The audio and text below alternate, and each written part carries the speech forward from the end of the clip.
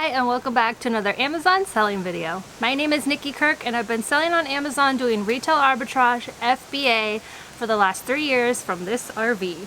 Now I've recently gotten into OA, which is online arbitrage.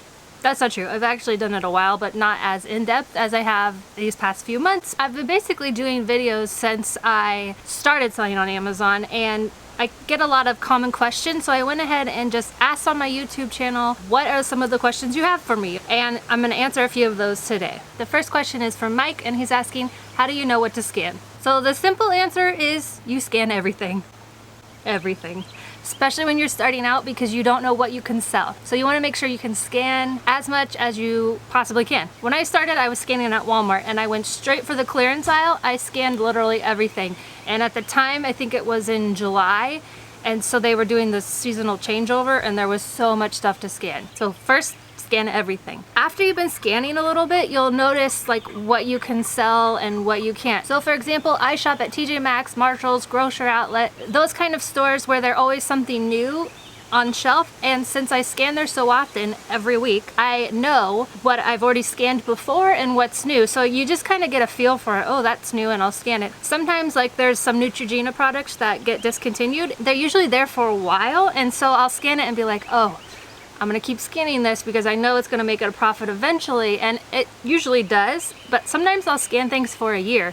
Sometimes I've sold things, then the profit just tanks because people tank the price, and then all of a sudden it's still at TJ Maxx, so I scan it again just to see, and lo and behold, the price has gone back up, so I'll buy it again. This happens a lot, so scan everything. If you scanned it before, scan it again. You just never know. So I said I scanned the Walmart clearance aisle, and that is such a good place to start because I found things not even a month ago in the clearance aisle at one Walmart, but on shelf in another. So for example, when I first started, I found odor eaters in the Walmart clearance aisle, and they were brand new product, but for whatever the reason that Walmart didn't want to put them in aisle, probably because they didn't have space on the aisle, so they ended up just throwing them in the clearance. I scanned it, it was making crazy money, and so I literally went all over.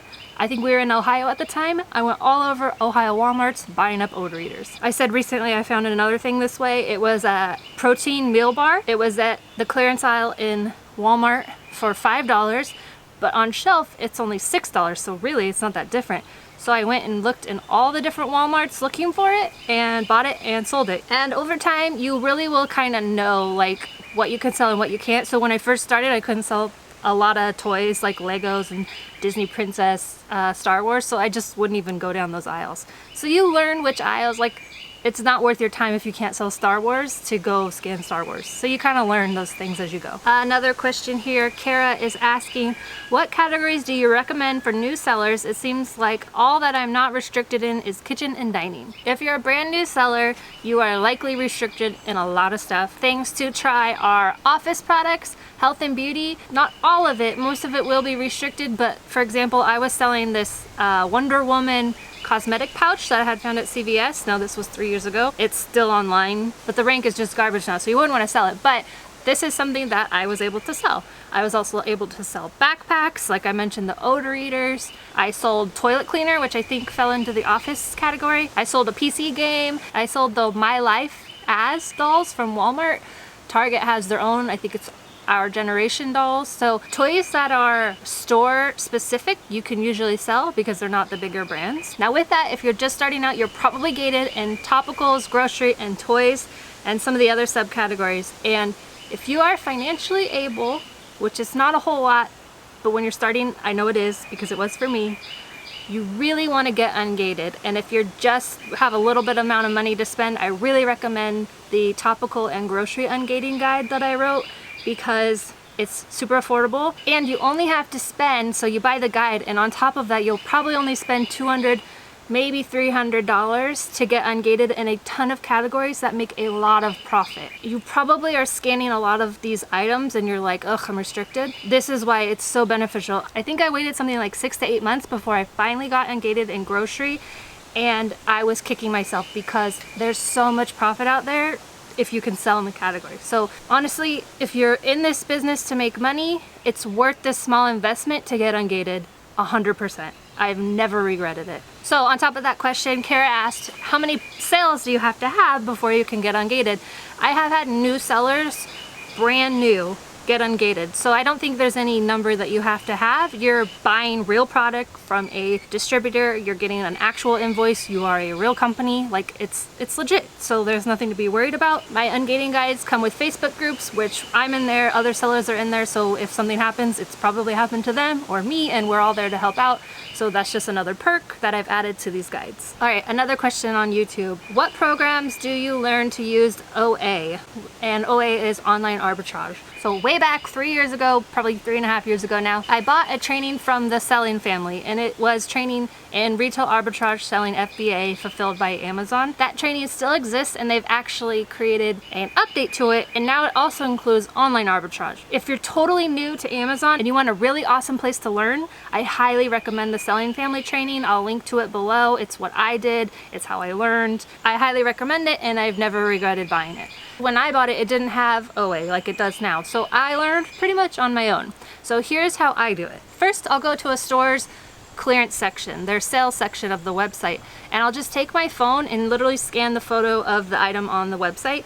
Sometimes it doesn't work, sometimes you'll have to type in the item on the seller app or even on Amazon. Then you'll be able to see if you can sell it and what the profit is and all that. So literally that's how I do it. The other thing I do is if I've sold an item like it, so I'll look for similar things. So like coffee, K-cups, I'll go look for those on a specific site and see if they have any that I know in the past I've sold or similar to it. That's how I find a lot of stuff. I do the same thing with toys. If I've sold like JoJo's Sua or however you say her name, those are usually items I'll go look for. Things that you know you've sold in the past, that would be good. If you're totally new, again, start with the clearance area or sale area of the site. I've gotten this question about how to do OA a lot, and it's really not that hard.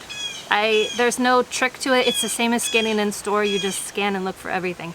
I'm not saying I'm an expert at it. Maybe there is a better way, but that's how I do it. And the last question on my YouTube Q&A is, Jillian asked, how do you know how much to invest back into buying products? Which is a great question. So when I started with $500, and I just pulled cash out of my savings account, and I used that to invest in inventory. I think after a month I pulled out another $250, so $750 all in on my starting inventory. And all I did was I would buy what I could. When it sold and Amazon sent me my money back, I would buy more stuff, and I kept doing that, rolling that profit over into more inventory until I got to the point where I had enough money to keep buying inventory and also pull out my $750, and that was around the 3rd month, and then by the 4th month I was pulling out profit and paying myself, and I've been doing that ever since. So how much you reinvest into product is totally up to you, because you want to build your inventory up. So when you're starting, and if you're starting with a little bit of money, it's going to take a little bit longer, but the more you can roll that money over into more stuff, the bigger your profits and the bigger your listings and all that, and it'll just accumulate into one. So I started, my first shipment I sent in August of 17, and I pulled out my profits in December of 17. And I have been doing that ever since. Now, for whatever reason, when I started, I was using cash only, and the thought of using a credit card for inventory literally never occurred to me. I don't know why. I think around December of that year, I did start using a credit card, and it's just the same thing. You use the credit card and you pay it back. Whether you use a cash or a credit card, you definitely, I think it's wise to set a limit. Like, I'm not going to spend over X amount until you get a hang of what's going, because you don't want to buy stuff as you're learning and then all of a sudden it tanks.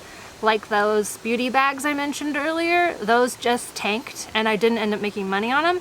So you want to be careful when you're learning not to get too tied up into it, but you just got to keep going, keep doing it, and it'll build up and you will make a profit over time. When you're starting out, I really recommend that you don't get too eager to pull money out too fast, because you really need to give yourself 3 to 6 months, 3 to 4 months. Like, just say to yourself, okay, I'm not going to pull money out of this, because it's worth it to have all that inventory pile up and then the profits get bigger. So you're like, okay, this is going to inventory and this is going to my profit, and then X amount is going to whatever tools you need to do your job better. So go into it with the expectation that it's going to take a couple months, because it will take a couple months. Successful sellers take a couple months. Like, it takes a while. So don't rush yourself, don't put too much pressure on yourself. You're doing great.